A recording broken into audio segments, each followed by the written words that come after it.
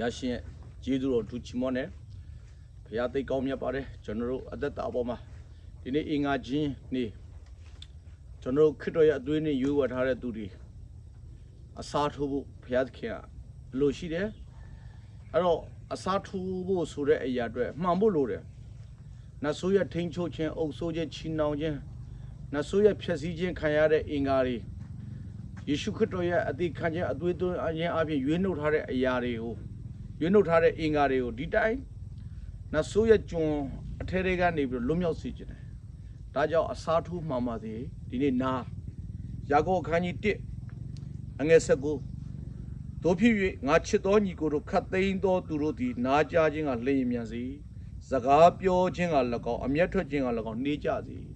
ဒီနေ့နာကြခြင်းကလျင်မြန်စေဒီနေ့ကျွန်တော်တို့အသက်တာအတွက်ကြားနာခြင်းကလည်းအရေးကြီးပါတယ်ကြားနာတဲ့အရာလည်းကျွန်တော်တို့စိတ်နှလုံးသားထဲမှာရောက်တဲ့အရာအတွက်စိတ်နှလုံးရှိတဲ့အတိုင်းမွတ်ဆိုတယ်ဒါကြောင့်များများကျွန်တော်နာကနော်ကြားဖို့လိုပါတယ်ကြားဖို့လိုတယ်ဘာကိုကြားရမလဲကြားနာခြင်းဒီယုံကြည်ခြင်းကိုဖြစ်စေတဲ့အရာအတွက်ယောမအခန်းကြီး10အငယ်19နော်ကြားနာခြင်းယုံကြည်ခြင်းဒီကြားနာခြင်းကဖြစ်တယ်ကြားနာရဲ့အရာဒီဘုရားစကားဖြစ်တဲ့အရာအတွက်ကျွန်တော်ဘုရားရဲ့နှုတ်ကပတ်တော်များများကြားဖို့လိုပါတယ်ဘုရားရဲ့တတ်နိုင်ခြင်းများများကြားကျွန်တော်ပြောတာနောက်မှပြောတာနောက်မှပြောကျွန်တော်ယုံကြည်သူရဲ့အသက်တာများများဘုရားရဲ့နှုတ်ကပတ်တော်ကြားလာပြီဆိုရင်ကြုံတွေ့တဲ့ပြဿနာတွေအခက်ခဲတွေဘာပဲကြုံတွေ့ရတဲ့အမှုရာခတ်သိမ်းကြားနာတဲ့အရာတွေကနှလုံးသားထဲမှာရောက်တဲ့အရာတွေချစ်တော်မိတ်ဆွေရဲ့ဘဝအသက်တာအတွက်နော်နှုတ်ကပတ်တော်ကြားထားတဲ့အရာတွေတရားကြားထားတဲ့အရာတွေကျွန်တော်တို့အသက်တာတွေစိုးရိမ်မှုတွေတောကတွေကျွန်တော်တို့အထက်ထဲမှာမရှိဘဲနဲ့ဖျားပေါ်မှာစိတ်ချတာဖြစ်တယ်ဒါကြောင့်ယုံကြည်ခြင်းသည်ကြားနာခြင်းအပြင်ဖြစ်တဲ့အရာတွေဖျားရဲ့နှုတ်ကပတ်တော်ကျွန်တော်နာများများကြားဖို့လိုတယ်များများနားဆွဖို့လိုတယ်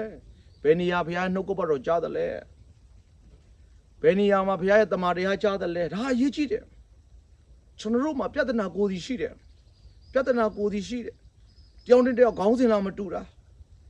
ချစ်တော်မိတ်ဆွေကြုံတွေ့တဲ့အမှုရာခတ်သိမ်းကြော်လွှားနိုင်မှုဆိုရဲကျွန်တော်တို့နားကလည်းအရေးကြီးတယ်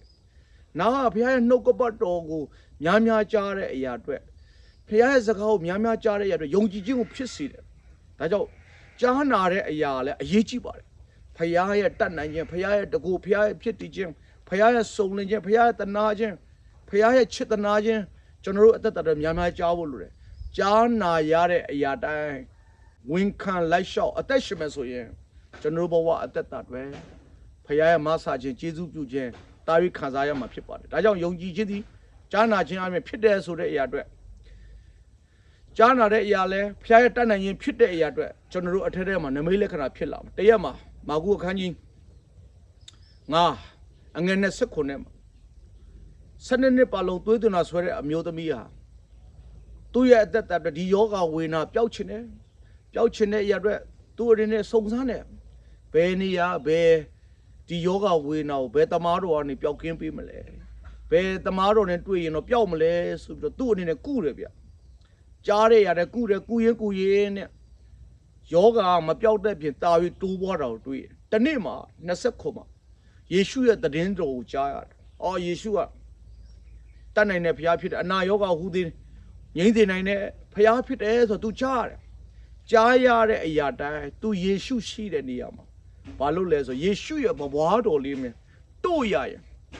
ဘုရားရဲ့အရေးကလေးနဲ့ငါအပေါ်မှာလွှမ်းမိုးသွားမယ်ဆိုရင်ဖခင်ရဲ့တရားစကားလေးနှုတ်တော်ထွက်စကားလေးကြားရရင်ငါတော့တက်တာလိမ့်မယ်ငါ့ကိုကြားပါလိမ့်မယ်ငါရဲ့တက်တာအတွက်ယုံရင်စံခတ်ဖြစ်နေတဲ့အရာတွေငြိမ်သက်ခြင်းရှိတယ်ငါပေါ်အသက်တာအတွက်မျှော်လင့်စရာရှိတယ်သူ့ရဲ့အထက်ထဲမှာယုံကြည်ခြင်းဖြစ်သွားတယ်ယုံကြည်ခြင်းရှိတဲ့အရာတိုင်းသိုးတင်တာဆွဲတဲ့အမျိုးသမီးဟာနော်တရက်မဟုတ်ဘူး12နှစ်ပါလုံးသိုးတင်တာဆွဲတဲ့အမျိုးသမီးဟာယေရှုရဲ့တည်င်းတော်လေးကိုကြားပြီးမှတွားပြီးမှတို့တဲ့ချိန်မှာသွေးစုဝေးရခန်းချောက်ပြီးမှအနာယောဂါပျောက်ကင်းသွားတာဖြစ်ပါတယ်။ဒါကြောင့်ဒီနေ့ကျွန်တော်တို့အသက်ရှင်တဲ့နှုတ်ကပတ်တော်ကျွန်တော်တို့ကိုစုံလင်စေတဲ့နှုတ်ကပတ်တော်တမန်တော်ကျွန်တော်တို့နားများများကြားတဲ့အရာနှလုံးသားထဲမှာရောက်တဲ့အရာအတွက်နှလုံးသားထဲမှာရှိတဲ့အရာတိုင်းတရားတော်ကြားတဲ့အရာတိုင်းဝန်ခံလိုက်လျှောက်သွားလာအသက်ရှင်ကြော်ညာမွတ်ဆိုမယ်ဆိုရင် သွေးသွင်းတာဆွဲတဲ့အမျိုးသမီးလို့သူ့ရဲ့အသက်တာအတွက်လူရဲ့အစွမ်းစွမ်းနဲ့မတတ်နိုင်ဘူးဥစ္စာရှိသမျှကုန်တော်လဲတမားတော်လက်၌အနာတိုးပွားတော်လဲသခင်ယေရှုရဲ့တည်င်းတော်ကြားတယ်သခင်ယေရှုကတတ်နိုင်တယ်သခင်ယေရှုကကြီးမြတ်တဲ့ဘုရားဖြစ်တယ်သခင်ယေရှုကလူတိုင်းကိုချစ်တဲ့ဘုရားဖြစ်တယ်တနာတဲ့ဘုရားဖြစ်တယ်ယခုဘဝနောင်ဘဝနှစ်ဘဝလုံးကယ်ပေးတယ်ဆိုတဲ့ဘုရားအကြောင်းသူကြားရတယ်ကြားရတဲ့အရာတိုင်းသူ့ရဲ့ဘဝအသက်တာမှာယုံကြည်ခြင်းကိုဖြည့်ပြီးမှ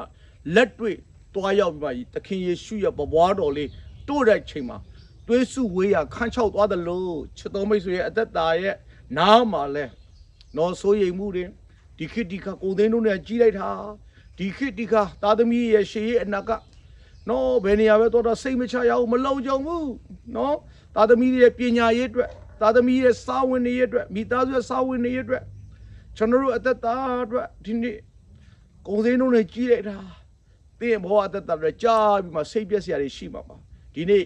ယေရှုခရစ်တော်ရဲ့တတ်နိုင်ခြင်းကြီးမြတ်ခြင်းသင်များများကြပါသင်များများကြပါယေရှုပြုတဲ့ဘုရားမဆားတဲ့ဘုရားတောင်းယူပေးတဲ့ဘုရားကွဲကားတဲ့ဘုရားရဲ့အကြောင်းကိုများများကြပါများများကြားပြီးကြားတဲ့အရာတိုင်းကျွန်တော်တို့အသက်တာတော့ဝန်ခံလိုက်လျှောက်အသက်ရှင်မဲ့ဆိုရင်ချစ်တော်မိတ်ဆွေရဲ့ဘဝအသက်တာအတွက်ယေရှုခရစ်တော်ဘုရားကချစ်တော်မိတ်ဆွေယခုဘဝနောင်ဘဝလောကီလောကုတ်တရားနှက်ဖြာသောအကျိုးကိုတောင်းယူပေးတဲ့ဘုရားဖြစ်ပါတယ်ဒါကြောင့်ကျွန်တော်နာအစားထိုးတာမှန်ဖို့လိုပါတယ်ဒါကြောင့်ပြဿနာတွေအခက်အခဲတွေကျွန်တော်တို့အသက်တာစိုးရိမ်မှုတွေနော်အဲ့ဒီတွေကနေသင်ယုံထွက်ပါအဲ့ဒါတွေကြားတဲ့အရာအထဲထဲကနေသင်နားမထောင်နဲ့ဘုရားရဲ့တတ်နိုင်ခြင်းဘုရားကြီးမြတ်ခြင်းဘုရားမဆားနိုင်တဲ့ဘုရားယခုဘဝနောက်ဘဝတာဝန်ယူပေးနိုင်တဲ့အရာကိုများများကြားပြီးမှကြားတဲ့နှုတ်ကပတ်တော်ဘုရားရဲ့ဖြစ်တည်ခြင်းကိုသင်ရဲ့အသက်တာကြားတဲ့အတိုင်းဝန်ခံလိုက်လျှောက်မယ်ဆိုရင်အောင်ဩဘုရားယေရှုခရစ်တော်ဘုရားက